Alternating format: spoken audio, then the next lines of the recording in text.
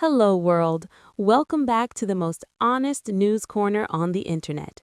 If you've been following the saga of Mazi Nnamdi Kanu, you know that a normal day in court simply doesn't exist. Today, January 27th, 2026, was no exception. It was a day filled with legal gymnastics, disappearing lawyers, and a judge who basically told the defense, try again later. We are live tracking everything happening at the Federal High Court and the impending showdown at the Appeal Court.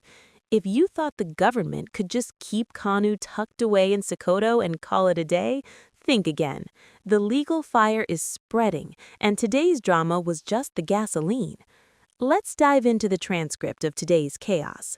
The scene: Federal High Court, Abuja. The judge: Justice James Omotosho.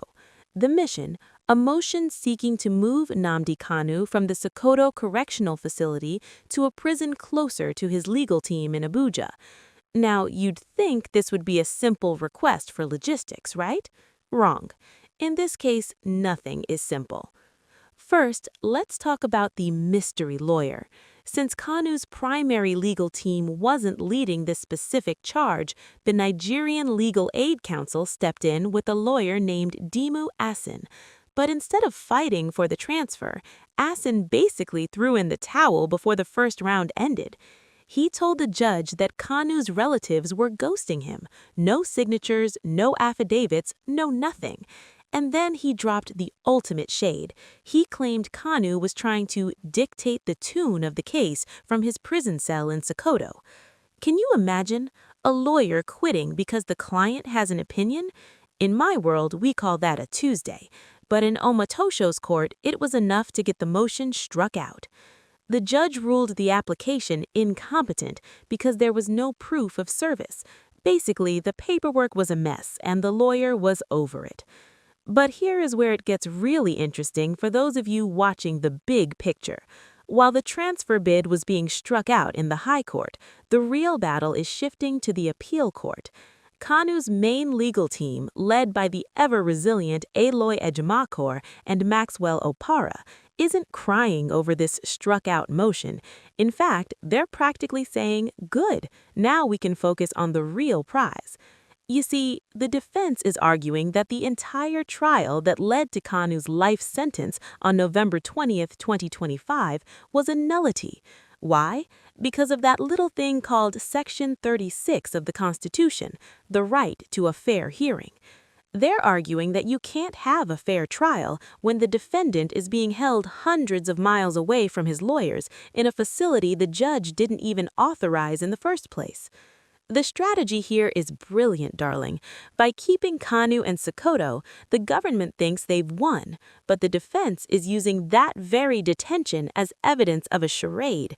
They are telling the appeal court that the Nigerian judiciary itself is on trial. If a citizen can be snatched from another country, tried under a repealed law, and then stashed in a distant prison without access to counsel, then does the law even exist in Nigeria? And let's talk about that illegal rendition for a second. The appeal court has been very quiet on this, but that silence is terrifying for the prosecution. If the appellate judges agree that Kanu was brought back to Nigeria illegally, then everything, every charge, every sentence, every day in Sokoto becomes a legal zero, a big fat nothing. The federal government is playing a dangerous game of hide the prisoner, but the appeal court is where the music stops. The defense has already vowed that today's setback in the High Court is just procedural theater. They are taking the entire record, the conviction, the sentence, and the Sokoto detention, and dumping it right on the desks of the appeal court judges. So what is the moral of today's story? Don't get distracted by the noise in the High Court. While lawyers are quitting and motions are being struck out, the foundation of the government's case is cracking. Justice Omotosho might have cleared his desk today, but the appeal court's desk is just getting piled high with reasons to set Nnamdi Kanu free. The government wants you to think this is the end. They want you to think the life sentence is a closed book. But as we've seen today, the book is wide open and the ink is still wet. What do you think about the lawyer who walked out today? Was he a plant by the government, or was he just not ready for the heat? And do you think the appeal court will finally grow some teeth and address the illegal rendition?